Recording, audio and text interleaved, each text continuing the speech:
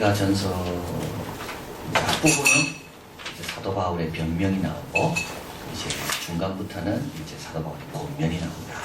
그렇죠? 그래서 사도 바울이 왜 데살로니가에서 떠난 다음에 다시 가지 못했는가 하는 그 변명이 나오고요. 그러고 난 다음에 이제 데살로니가 교인들이 궁금해하고 또 방황하고 또 잘 모르는 그런 것에 대한 권면. 그 첫 번째 권면은 이방인처럼 세력을 쫓지 말고 거룩함과 존귀함으로 아내를 대하라. 두 번째 권면은 품행을 단정히 하고 열심히 자기 일을 해라. 이제 세 번째, 이게 오늘 본문입니다. 주 안에서 죽은 자들에 관하여 소망이 없는 이들과 같이 슬퍼하지 마라. 이런 이제 고민들이 그들에게 있었다는 겁니다. 그래서 이제 사도 바울의 복음을 듣고 신앙생활 하다가 이제 주님 품으로 간 이제 그 죽은 자들에 대해서 우리 예수님이 곧 오신다 그랬는데 이들은 어떻게 되나? 우리는 이제 주님 오실 때 주님 맞이하러 올라갈 것 같은데 이때는 이제 재림이 임박할 것이라고 생각했기 때문에 먼저 죽은 자들은 어떻게 되나? 이런 고민들이 생기게 되는 거죠. 그래서 사도 바울이 소망이 없는 이들과 같이 슬퍼하지 말고 그리고 이제 너희들이 알아야 될 내용을 너희가 잘 알아라. 이것이 이제 오늘 본문의 내용입니다. 우리 예수 믿는 사람도 사랑하는 자를 잃었을 때는 슬프지만 그러나 소망이 없는 자처럼은 슬퍼하지 않습니다. 문득문득 막 생각나고 그립고 아쉽고 보고 싶지만 그러나요 우리 소망이 없는 자처럼 천국에 대해서 모르는 자처럼 우리는 그렇게는 하지 않는다. 그렇게 하면 큰일 납니다. 그거는 믿음을 다시 점검해 봐야 되는 거죠. 믿는다 하면서도 너무 슬퍼하고 그것도 너무 오래 가고 슬픔도 너무 오래 가는 거는 그건 좋은 게 아닙니다. 미움도 오래 가고 해가 지도록 분을 품지 마라 그랬잖아요. 분도 오래 가면 그건 좋은 게 아닙니다. 빨리 하나님께 맡겨야 되는 거예요. 그래서 이제 사도 바울은 슬퍼하지 마라 이게 아닙니다. 슬픈 거는 그거는 우리가 받아들여야 되고 그거는 인정해야 되고 또 그런 사람을 우리가 위로하라는 말은 뭡니까? 슬픔을 인정하는 거죠. 그러나 소망이 없는 자처럼은 하지 마라. 왜 우리는 이와 같은 이유로 소망이 있다. 첫째, 죽은 것이 아니라 자는 것이다. 형제들아, 자는 자들에 관하여는. 잔다는 말은 뭡니까? 이건 죽음의 완곡한 표현이지만은 동시에 이거는 일시적인 일인 것을 이야기합니다. 자다가는 다 깨잖아요. 그래서 이 죽음의 상태에 있는 거는 이거는 영원한 것이 아니라 이거는 일시적인 거다. 자다가 깰 때가 있다. 그래서 이거는 자는 것이기 때문에 잠자는 사람 보고 슬퍼하는 사람 누가 있겠습니까? 내일 아침에 깰 건데 잘 자길 원하잖아요. 그것처럼 이거는 죽은 것이 아니라 자는 것이다. 두 번째로 우리가 소망이 있는 이유는 14절 우리가 예수에 죽었다가 이제 근데 예수님은 잠잔다는 말 안 합니다. 요게 다릅니다. 성도는 잠잔다고 표현하지만 죽은 거를 예수님은 잠잔다고 표현하지 않습니다. 예수님이 십자가에 내려와 무덤에서 3일 동안 주무셨다. 그런 말은 절대 쓰지 않습니다. 왜냐하면 예수님의 부활은 죽음에서의 부활을 이걸 강조하기 위해서 그랬어요. 예수님을 잠잔다고 했다면 예수님 기절했다가 깨어난 걸로 될 수가 있거든요. 그래서 예수님의 죽음에 대해서는 다 죽음이라고 말하지 잠잔다고 말하는 이 두 가지를 잘 구분해야 됩니다. 그리고 오늘 본문에서도 우리가 나중에 살펴보겠지만 부활을 강조하는 내용이 오면요. 이거는 잔다는 말을 안 했습니다.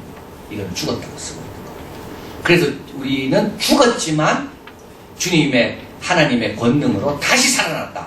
요거 다시 살아남을 강조할 때는 뭘 강조하는가 하면 뭘 쓰는가 하면 죽었다는 걸 쓰고 있습니다. 그래서 다르게 쓰고 있습니다.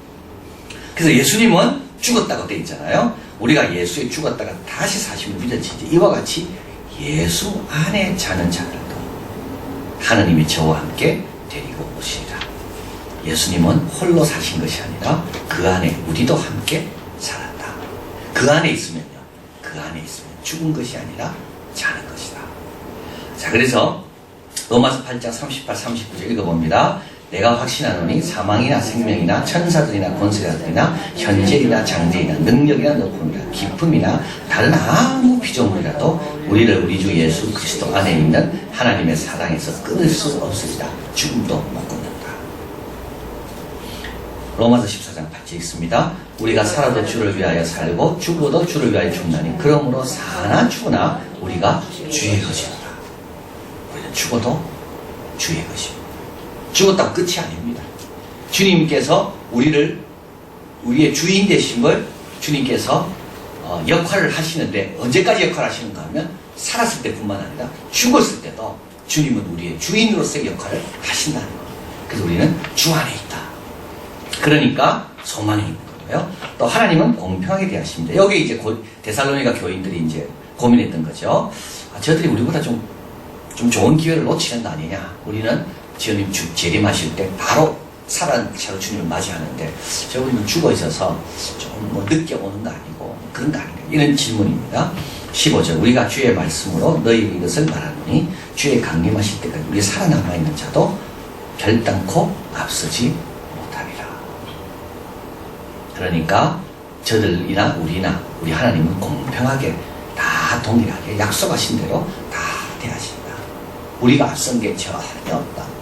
오히려 저렇게 참 아름답게 주님 품으로 가는 것이 쉽지 않다는 걸 늘 알아야 됩니다. 늘 그걸 알아야 됩니다. 잘 끝낸다니까 얼마나 어려운지. 잘 끝낸 분이 사실은 부럽습니다. 잘 끝낸 분이 더 부럽습니다. 사실은. 우리가 어떻게 끝날지 아무도 모르거든요. 그러니까 이렇게 이야기하는 겁니다. 우리 살아남은 자도 저들보다 결단코 앞서지 못한다. 오히려 그들이 염려할 게 아니라 그들을 너 자신을 염려해라. 우리 하나님은 다 공평하게 대하신다. 자, 그러면서 16절입니다. 같이 읽어봅니다. 주께서 호령과 천사장의 소리와 하나님의 나팔로 친히 하늘로 쫓아 강림하시니 그리스도 안에서 죽은 자가들이 먼저 일어나고 여기는 이제 죽은 자로 말하죠. 여기는 잔자라고 이야기하지 않습니다. 뭘 강조하기 위해서요? 부활을 강조하기 위해서 여기는 죽은 자라고 표현하고 있습니다. 호령의 소리, 나팔 이런 것들은 저항할 수 없는 절대적인 선포고 이때 우리 예수님께서 이제 재림하시는 겁니다. 그래서 선포가 있고 죽은 자 일어남이 있고 그 다음에 살아있는 자가 올라간다. 고린도전서 15장 23절 읽어볼까요? 그러나 각각 자기 차례대로 되리니 먼저는 첫 열매인 그리스도요 다음에는 그리스도 강림하실 때 그에 붙은 자요 그 후에는 나중이니. 그래서 먼저 그리스도가 부활하시고 임하시고 제일 먼저 부활하셨죠. 그 다음에는 그리스도의 강림하실 때 다시 재림하실 때 그에게 붙은 자요 이미 죽어있는 그 사람이고 그 후에는 살아있는 사람들이다. 여기서 강조하는 건 뭡니까? 자기 차례대로 되리니. 자기 차례대로 되리니. 마가는요 마가복음 제일 먼저 갔습니다. 요한은요 제일 나중에 갔습니다. 자기 차례대로 되리니. 누가복음이 막 나올 때 요한은 얼마나 속으로 급했을까요? 그러나 자기 차례가 되니까 마가, 마태, 누가에 없는 내용을 사도 요한은 요한복음을 전합니다. 자기 차례가 다 있다는 거예요. 이걸 잘 기다리면 되는 거죠. 그러니까 우리 하나님은 우리 차례가 언제인지 다 알고 계시고 그때까지 잘 견디기를 바라실 분인 거죠. 그래서 우리는 할 일은 뭡니까? 이 막 나팔 불고 할 때 서두를 필요가 없는 겁니다. 그리고 죽은 자한테 일어날 때 서두를 필요가 없는 겁니다. 하나님은 뭡니까? 내 차례가 되면 다 나를 부르시는 겁니다. 자기 차례가 되잖아요. 자기 차례. 남 차례가 말고요. 그러니까 남 차례 자꾸 우리가 보면 안 됩니다. 이게 시험에 드는 게 이런 거거든요. 다른 사람은 그 차례가 돼서 지금 그 역할을 하는 거고 나는요 아직 내 차례가 안 된 겁니다. 그러면 그때까지 축복해주고 잘 기다려야 되는 겁니다. 다 차례대로 된다 돼 있잖아요. 자기 차례대로 되리니. 그래서 우리 주님이 다시 오실 때 어떻게 됩니까? 다 순서가 있다는 겁니다. 우리 하나님은 공평하게 각자 자기 차례에 맞게끔 하나님이 다 부르실 것이고 상 주실 것이고 다 세워주실 것이다. 그러니까 어떻게 하라고요? 자기 차례를 잘 기다리면 된다는 거예요. 내 차례가 아직 안 왔습니까? 그럼 기다리면 되는 거예요. 남의 차례 온 걸 갖고 시기하고 뭐 그러면 그 절대 그건 아주 신앙인의 자세가 아닙니다. 근데 이제 그런 걸 하나님 보게 하시죠. 왜 보게 하실까요? 우리를 계속 승부시키려. 그런 거 부딪혀야지 우리는 뭡니까? 우리는 그 아픔과 그런 걸 통하여 우리가 부족함도 알고 자꾸 넓어지는 거. 그러지 않고는 우리는 그대로 그 모습 그대로. 그래서 그 세네카가 이야기한 그거죠. 한 번도 조롱과 멸시를 받아본 적이 없는 사람은 자기가 조롱과 멸시 속에 어떤 반응을 할지 모른다는 거 아니에요. 그러니까 하나님께서 이런 차례들을 다 하신다는 것을 믿고 그 순간이 오면 쉽지는 않습니다. 그 순간이 왔을 때 우리 자꾸 참 힘들어지거든요. 그러나 이때 하나님 믿는 것도 배우고 의지하는 것도 배우고 다른 사람 축복해 주는 것도 배우고 그러면서 우리가 기다리면서 더 성장하게 되는 거죠. 그리고 이제 마지막으로 어떻게 되는가 하면 이렇게 차례대로 다 된 다음에는 17절 그 위에 우리 살아남은 자도 저희와 함께 구름 속으로 끌려올려 공중에서 주를 영접하게 하시는 이 공중이란 말은 붕 떴다 이런 말이 아니고 이 공중이라는 것은 이 사탄과 마귀가 다스리는 참 불안한 참 어떻게 보면 잘 모르는 미지의 세계인 줄 알았는데 알고 보니까 주님이 다 통치하시는구나 이제 그걸 뜻합니다. 이 구름 속은 하나님의 임재를 뜻합니다. 이 구름을 타고 만화에 나와서 쭉 올라가고 그런 뜻이 아니고요. 하나님의 임재로 가득 찬 새로운 세상이 됐고 우리의 몸은요 부활의 새로운 몸이 됐다. 그래서 여기서 강조하는 겁니다. 그리고 주님께서 우리를 영접해 주십니다. 사도 바울이 로마로 갈 때 그 삼관과 저자에 있는 사람들이 75km, 50km씩 사도 바울을 맞이하려고 막 내려온 것처럼 우리 주님께서 우리를 맞이하기 위하여 기쁨으로 우리를 기다리고 계십니다. 그때 우리가 주님을 맞이하는 겁니다. 그때 어떻게 됩니까? 주님과 만나는 게 아니고요. 그리스도와 죽은 성도와 살아있는 성도 간에 재결합이 이루어지는 겁니다. 그래서 다시 사는 게 중요한 게 아니고 다시 사는 게 끝이 아니고요. 주님과 영원히 같이 있는 게 그게 끝인 거예요. 우리가 할 일은 뭐죠? 이 사실을 알아라는 겁니다. 13절 같이 읽습니다. 너희가 알지 못함을 우리가 원치 아니하노니 우리는 이걸 알아야 됩니다. 주님 안에 있다는 것은 사나 죽으나 주의 것이라는 거예요. 우리 주님은 살았을 때만 책임지는 분이 아니라 죽어서도 책임지는 분이라는 것을 우리가 믿어야 됩니다. 순서대로 된다는 것, 공평하다는 것, 우리 하나님은. 그리고 이 여러 말로 위로하라. 18절 같이 읽어봅니다. 그러므로 이 여러 말로 서로 위로하라. 이 여러 말입니다. 이 여러 말은 뭐죠? 금방 사도 바울이 전해준 말. 하나님의 말씀으로 위로하라. 엉뚱한 말 하지 말고. 엉뚱한 말 하지 말고. 위로할 때는 뭐래요? 이 여러 말로. 그리고 이 명령형입니다. 여러분 장례식장 가서는 이 여러 말로 위로를 해라. 명령입니다. 가만히 있지 말고. 우리의 역할은 뭘까요? 이 여러 하나님의 말씀으로 서로 위로하는 것이 우리가 할 일이다. 그리고 또 세 번째 5장 2절 같이 있습니다. 주의 날이 밤에 도적같이 이를 줄을 너희 자신이 자세히 알미라. 또 우리 주님 만날 준비를 해야 됩니다. 주님 언제 오실지. 주님 사랑하는 마음으로, 주님 기대하는 마음으로 주님 만날 준비를 해야 합니다. 도적같이 올 것이다. 주님께서 우리를 언제 부를지 도적같이 우리를 주님께서 부르실 거다. 그 준비를 늘 하고 있는 겁니다. 그리고 마지막으로 네 번째 전도하는 겁니다. 같이 만나야 될 거 아니에요. 그 위에서. 우리 식구들도 거기 같이 있어야 되지 않겠습니까? 거기서 같이 만나려면 어떻게 됩니까? 우리가 전도해야 되는 겁니다. 사도행전 24장 15절 같이 읽습니다. 저희의 기다리는 바 하나님을 향한 소망을 나도 가졌으니 곧 의인과 악인의 부활이 있으리라 함이라. 그러나 어떤 부활은요? 저쪽에 가서 지우고 어떤 부활은요? 주님과 함께 다 만나 있습니다.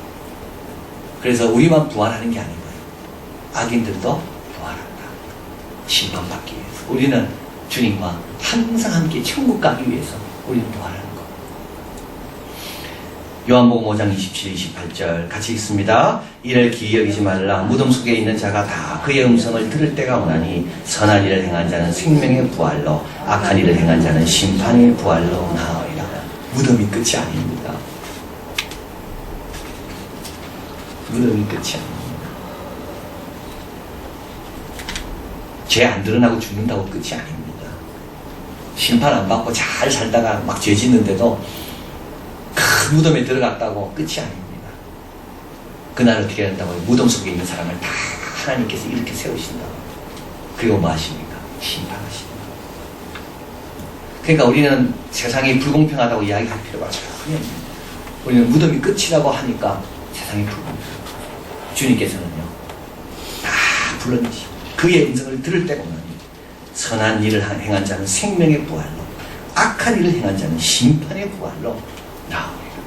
우리가 할 일은요, 우리 식구들이, 우리 가족들이 생명의 부활로 다 나올 수 있도록 계속 기도하고 위로해주고 권면하고 사랑하고, 지난주 말씀드린 것처럼 품행을 단정히 하고 자기 일에 열심히 하고, 그래서 이웃 사는 사람들이 우리를 보고 야, 참 예수 믿는 사람이 좀 뭔가 다르구나 자꾸 마음을 열게 하고, 그래서 우리가 또 이 사실을 알면 위로할 뿐만 아니라 자신을 점검하고 이렇게 있고, 그리고 또 전도하는 겁니다.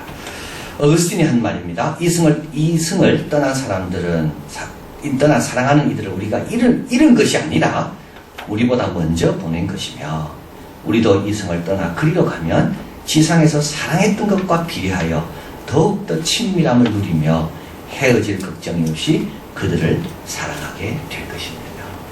잃은 것이 아니라 어떻게 먼저 보낸 겁니다. 먼저 가 있는 겁니다. 우리도 이제 어떻게 됩니까? 가서 만나게 될 겁니다. 저와 우리는 아무 걱정할 거 없습니다. 왜냐하면 우리는 이제는 떠나갈 곳이 있는 사람들입니다.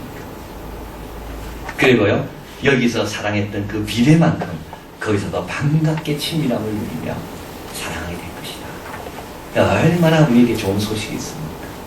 그러니까 장례식에 가서 이 여러 말로 위로하고, 또 주님 만날 준비를 하고, 또 믿지 않는 사람을 위해서 우리가 정신을 바짝 차리고 깨어서 기도하고 전도하는 것. 여러분, 우리가 어떻게 살아야 될까요? 주님 만날 준비해야 되고요. 그리고 예수 믿는다 하면서도 소망 없는 자처럼 그렇게 살아서는 안 됩니다. 약간 슬프지만 그걸 계속 갖고 살아서도 안 되고, 약간 화나는 일이 있어도 그걸 계속 품고 있어도 안 되고, 주님께 다 맡기고, 주님 다시 우리를 부르실 때 내 혼자 아니라 옆에 있는 귀한 분들과 같이 가리라. 다시 우리는 다시 청기 때 우리가 복음을 받을 때 그 뜨거움, 그 감격, 그 감사로 영원 사랑하고 전도하고 내 자신을 무장하고, 우리 하나님은 그런 모습을 아마 제일 기뻐하시고 제일 바라실 겁니다. 기도하겠습니다.